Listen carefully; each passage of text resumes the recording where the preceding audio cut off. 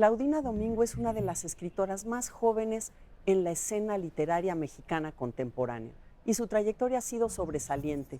Con su primer libro de poesía ganó el premio Carlos Pellicer, con el segundo el Gilberto Owen y con su libro de cuentos Las Enemigas estuvo como finalista en el Premio Hispanoamericano de Cuento para Obra Publicada Gabriel García Márquez. Con ella vamos a hablar aquí en Palabra de Autor.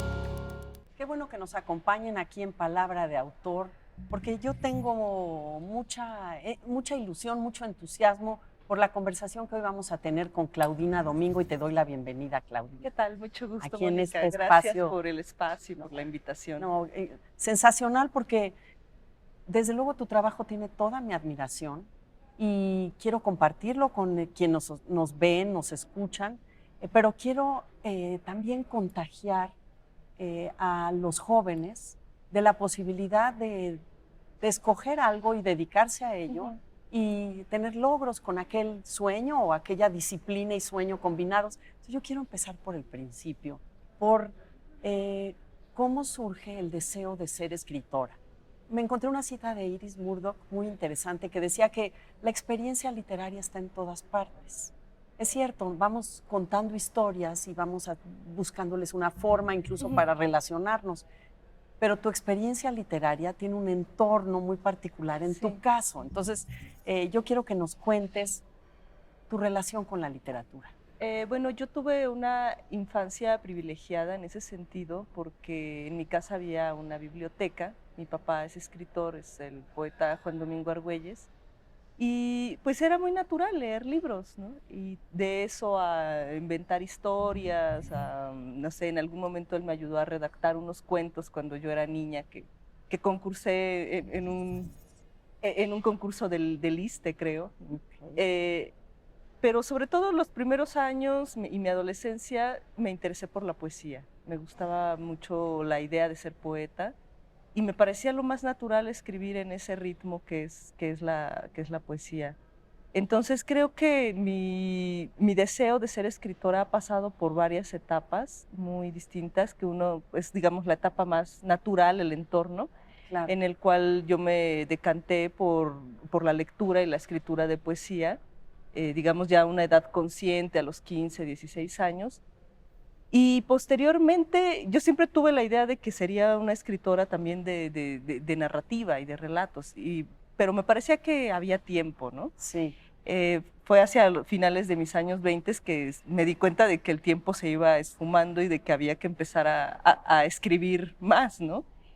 Pero es curioso, déjame interrumpirte, porque así como dices que el entorno era apapachador y, digamos, adecuado, Sí. que era muy natural estar entre libros, que tu padre, a quien yo conozco desde que éramos colaboradores los dos en el Universal, hay ocasiones en que los hijos más bien marcan su raya y deciden no parecerse y no seguir, digamos, quieren pintar una raya, incluso quiere decir que la literatura era algo gozoso, no era, digamos, Era algo, era un territorio. Sí, había una afinidad más allá de la herencia, había una afinidad y un interés más allá de la herencia, una posibilidad de expresar un mundo interior de una forma muy clara o muy próxima. Sí.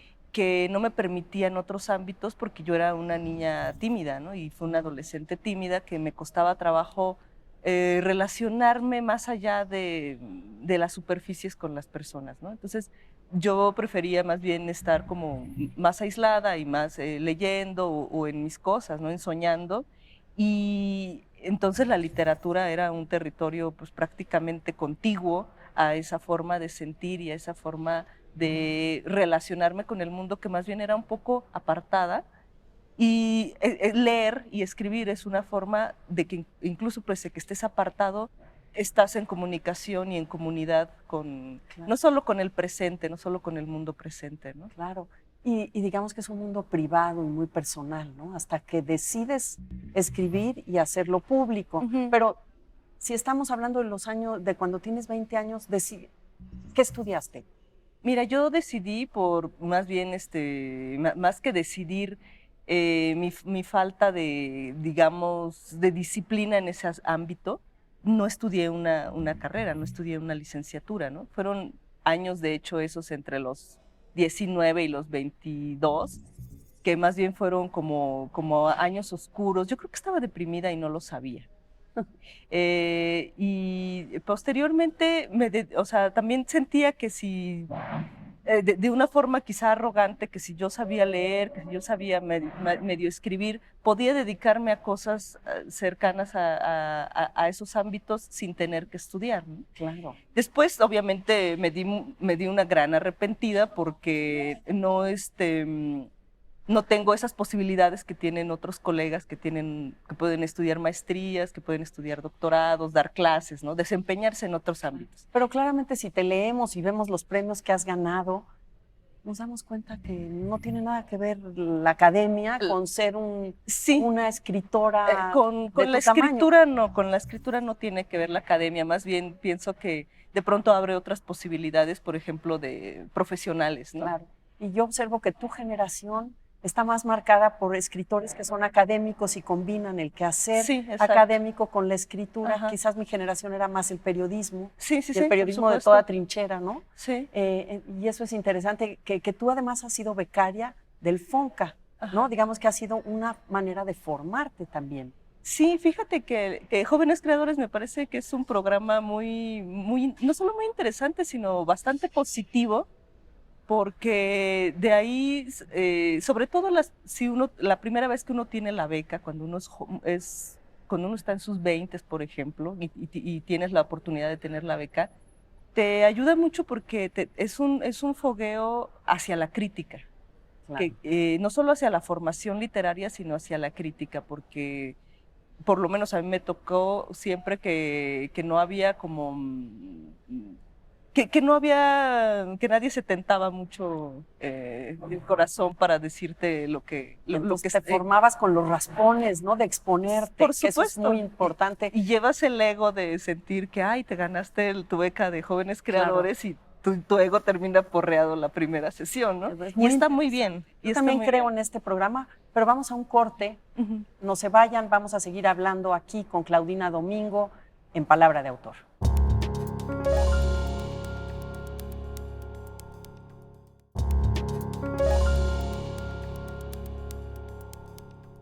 Estamos platicando con Claudina Domingo, poeta, narradora, ganadora de diversos premios, y yo quiero entrar precisamente a ese tema. ¿Qué pasa cuando una escritora joven, tímida, pero con un mundo interior muy rico, abonado de lecturas y de cosas que decir, gana con... Entiendo que Tránsito es tu primer libro de poesía y ganas el Carlos Pellicer, el Bellas Artes Carlos Pellicer. Sí, acababa de cumplir 30 años. Justamente en esa línea. Ajá, ajá. ¿Y qué pasa contigo como escritora? ¿Te la crees? ¿Ya te la habías creído? Fíjate que fue muy interesante escribir Tránsito, lo escribí entre mis 25 y mis 27 años, porque digamos que toda la formación y la idea previa que yo tenía de mí como escritora había sido, creo que una formación que sí tenía mucho de vocación, pero que también se me hacía algo muy natural y algo por lo cual no había que esforzarse, digamos, de manera brutal, ¿no? Y escribir Tránsito me demostró que se necesitaba mucho trabajo para escribir un libro de 50 cuartillas, de 60 cuartillas de poesía, que me tomó 2 años, ¿no? Y al mismo tiempo me dio la lección de qué es lo que hace que un escritor viva a través de su creación, que es que el mundo de afuera se te puede estar desmoronando, pero tienes ese lugar que es un libro que de alguna forma es una entidad al mismo tiempo que viva, es un territorio al cual solo tú tienes acceso en ese momento. Y digamos que esa situación como de amo y señor al mismo tiempo que de ser arropado por un trabajo, creo que fue lo que me llevó a esta segunda etapa en el sentido de considerarme escritora, ¿no? Fue una comunión con lo que yo hacía y fue decidirme, digamos, no solo conscientemente, sino, digamos, adultamente, Ok. por ese camino. O sea, no basta un talento salvaje, digamos, Exacto. ¿no? Y porque desde luego sin talento no hay Sí. los resultados, sino luego toda una conciencia del trabajo. Una conciencia del trabajo y un esfuerzo, un esmero, un sufrimiento en algunos Claro. momentos porque dudas, tienes que borrar, tienes que reescribir, tienes que a veces borrar mucho. Y es cierto, te voy a interrumpir. Sí, por supuesto. Porque en este segundo libro de poesía, ya sabes que No veo de noche, tiene una portada increíble, ganaste el Gilberto Owen, Sí. pero aquí hay una frase donde no tienes por qué ser tú la de la voz, pero la voz que está aquí dice, yo escribo con lápiz mis poemas, es un acto de humildad, me digo. ¿Así escribes tus poemas? Sí, los escribo a lápiz porque pienso que el ritmo de la computadora es muy, te jala, de tal manera que de pronto estás escribiendo cosas, te puede jalar y salir una verborrea que no necesariamente es lo que necesitas decir, ni lo que Sí. necesita el poema. Y el ritmo del lápiz es más descantado, o de la pluma, pero con un lápiz puedes borrar y reescribir sobre aquello, ¿no? Entonces, esa fue ha sido una técnica que he llevado a cabo los últimos años, ¿no? Sobre todo para escribir poesía. Eso te iba a decir, porque nos hablaste muy claramente de cómo venías de la poesía, querías escribir, bueno, sí, es que te iba a decir que en el libro de cuento Las Enemigas, publicado por Sexto Piso, que tiene una enorme fuerza, está la poeta que eres, porque logras hacer con el lenguaje amalgamas, construyes unas imágenes que yo creo que un narrador que no ha transitado también por la poesía le cuestan mucho más trabajo. Probablemente, a mí lo que me costó mucho trabajo fue aprender a narrar. Yo venía, digamos, tomé a los 29 años esta decisión muy consciente de decir, se está pasando el tiempo y en qué momento voy a escribir mis libros, no solo más libros de poesía, sino mis libros de narrativa, etc. Tomé la decisión de que eso iba a ser lo más importante en mi vida, por lo menos un buen periodo de tiempo, ¿no? Que todo lo demás iba a estar supeditado a escribir, a conseguir la mayor parte de tiempo y energía posible para escribir. Y la primera recompensa que tuve respecto a esa decisión fue una recompensa amarga porque tuve un periodo de crisis creativa de unos 3 años. ¿De que no salía nada? En algunos años salían poco, mal, en otros salía menos. Y por ejemplo, en 2014 escribí 100 cuartillas de una novela y ninguna sola párrafo se salva, ¿no? Sí. Y entonces recordé que años antes, 4 o 5 años antes, había empezado unos relatos que no tenían, unos textos que querían ser relatos, y dije, tuve un pensamiento, recurrí al pensamiento mágico, pensé, por eso no puedo escribir más, porque no he terminado ese proyecto. Okay. Y entonces un par de cuentos de Las Enemigas tienen esos argumentos de años anteriores, de esos textos que quisieron ser relatos, ¿no? Okay.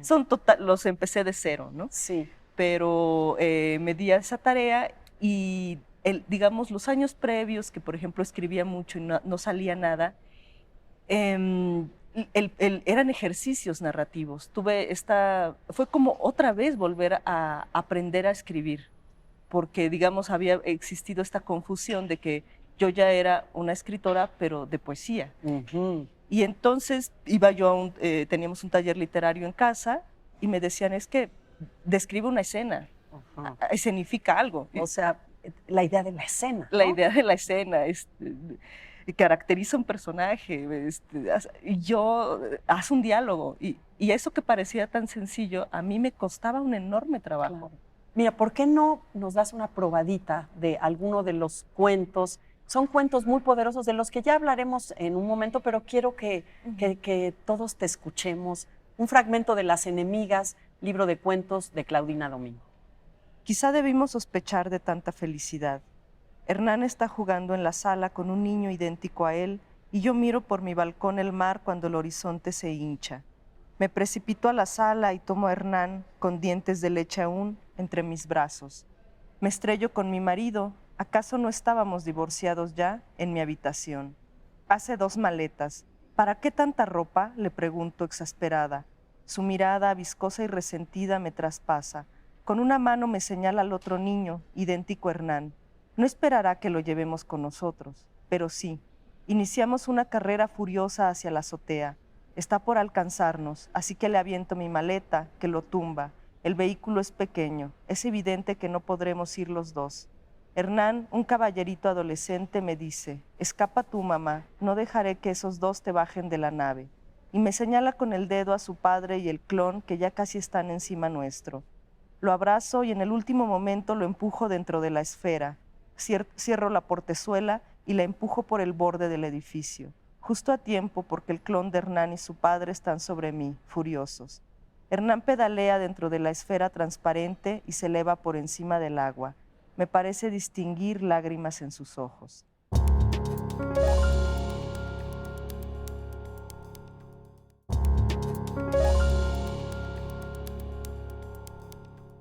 Estamos en Palabra de Autor platicando con Claudina Domingo y ustedes escucharon un fragmento de uno de los cuentos, El Peón, el que cierra el conjunto de cuentos, el volumen Las Enemigas. Sin duda esos años de sequía, Claudina, y los de trabajo, dieron este conjunto de cuentos donde la muerte, la maternidad, la gestación, lo onírico, algo doloroso que se tejen todos, produce una mirada muy interesante de ti sobre la vida, ¿no? ¿Por qué las gestaciones, las muertes, los desaparecidos? Yo creo que en gran medida tenía que ver, digamos, este tono como de dolor o de una anagnórisis muy dura, tiene que ver con los años de sequía, ¿no? Y que era de alguna forma un libro de todo o nada, ¿no? O más bien un libro de existe o existe. Y en ese sentido era como una batalla con el demonio, ¿no? Tiene, creo que a la distancia puedo observar que tiene ese tono de cosa intensa y de vida o muerte, ¿no? Ahora, yo quería manifestar cómo son las relaciones, sobre todo las relaciones menos sencillas con la madre, ¿no? Sí. Y después fui viendo qué tono tomaban los cuentos y decidí que más que alejarme de ello, lo iba a profundizar, ¿no? Y en ese sentido también quise dejar constancia de situaciones terribles y trágicas que vivimos en México, las mujeres, y sobre todo las mujeres que están más frágiles, las niñas y las mujeres muy jóvenes, ¿no? Entonces también tiene esa búsqueda de dar consistencia a esas tragedias más allá de la nota de prensa, ¿no? Y con una visión de la muerte de los personajes, ¿no? Los personajes se enfrentan a la muerte que está en algún lado o la enfrentan a través de otro personaje como un duelo. Sí. Y entonces hacen una reflexión en torno a ella o una experiencia muy profunda de ello. Y encuentro que hay unos que son muy sutiles, digamos, en ese abordar la soledad también y la enfermedad, como el que abre, sí, ¿no? El volumen con esta chica enferma y la madre tan ausente y también su sexualidad tan poco clara, es muy desarropado. Creo que el desarropo ocurre en muchos de ellos, pero también la extrañeza. Y eso lo veo como también con tu poesía. Hay algo también muy alucinante. Hay unos muy realistas y otros que entran en una atmósfera de otro mundo, ¿no? Sí, bueno, a lo largo desde mi adolescencia, pero sobre todo, no sé por qué razón, los últimos 10 años, la vida onírica para mí es una fuente muy grande de motivos. De hecho, lo que nos leíste es un sueño. El fragmento que leí es un sueño que tiene mi personaje, ¿no? Y es un sueño que tuve yo, ¿no? Entonces, para mí despertar es despertar de mundos alucinantes, ¿no? Entonces, de alguna forma, en este libro, que tiene cuentos realistas, fui metiéndoles a los personajes sus sueños. Y justamente ese relato del que tú hablas, Las manos invisibles, nació de un sueño. Yo me soñé un día sepultada en vida junto a un cadáver de otra mujer, ¿no? Y claro, y además no podía escapar porque había como una atmósfera donde sabía que que si salía de abajo de la tierra me iba a pasar algo muy grave, ¿no? Entonces, después de despertar de esa pesadilla, yo la comenté con mi esposo y me dijo, eso es un cuento, eso lo puedes desarrollar como un relato, ¿no? Y así fue como nació ese relato, que tiene además otras cuestiones como extravagantes, como Sí. digamos, como una realidad que tiene una forma realista, pero que tiene un trasfondo más como simbólico y más extraño. Y es muy inquietante. No sabe uno dónde anda parado. Y quizás es este borde del sueño y la realidad. Sí. Qué interesante que te nutras también de los sueños y que eso logre crear digo, porque para narrar tiene uno que usar una lógica, ¿no? Sí. La lógica, Sí, y sí, en sí. cambio los sueños andan con su propia lógica, que a veces es ilógica, ¿no? Y Sí, tú por los supuesto. tejes muy bien. Sí, intenté que tuvieran un espacio ahí porque además, dado que es algo muy constante en mi vida, necesito vertirlo hacia afuera de Claro. alguna Sí. manera, ¿no? No, Si pues no- ese sueño es angustiante, ¿no? Sí, entonces sí te da, sí hay muchos motivos que tomo de los sueños para alimentar la narrativa. Y sigues, o sea, este libro quedó finalista en el Premio García Márquez Ujú. de Obra Publicada. Y bueno, eso es otro logro y como refuerzo importante, me imagino, de decirte, eres buena narradora, estás creando con tu mirada y tu trabajo algo que vale la pena leer. Sí, ¿qué haces ahora? ¿Estás escribiendo poesía, escribiendo, narrando? ¿Qué haces? Normalmente alterno. Entonces, por ejemplo, escribí Las enemigas y después escribí este libro, Ya sabes que no veo de noche, el libro de poesía. Y después me puse a escribir una novela Ok.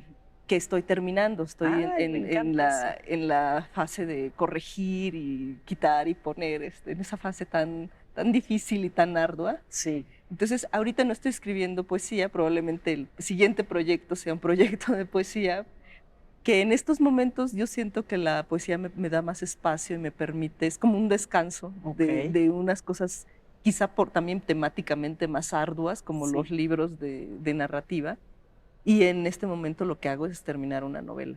Qué maravilla. O sea, me parece que te gustan los retos, ¿no? También el probar diferentes formas de expresión, ¿no? Sí, fíjate que justamente lo que creo que tiene la literatura, que la hace, digámoslo así, superior a la vida, a la vida de la vigilia y a la vida común, es que te puedes reinventar. Claro. Y que puedes experimentar y que te puedes mudar de vida, ¿no? Como Desde luego. mudarse de un género a otro, de un libro a otro, es como mudarte de vida.